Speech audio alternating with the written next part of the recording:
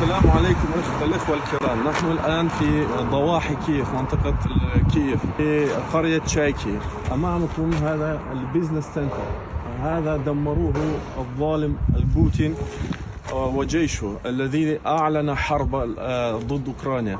قرب هذا المكان موجود المسجد ومركز الإسلامي تبعنا، فهكذا اليوم وضع أوكرانيا. نحن الآن مسلمو أوكرانيا هنا في كييف، نحمي أوكرانيا ونكون مع الناس المدنيين ونساعدهم المساعدات. دعواكم، نحن مسلمو أوكرانيا نتحرى بكل الحريات الدينية في أوكرانيا الحمد لله. وهذا الظالم الذي جاء الآن يدمر المباني والمساكن والبنية التحتية، والناس يتضررون كثير ويموتون ويضربون بالمستشفيات وبالمدارس. وصلى اللهم على نبينا محمد وعلى آله وصحبه.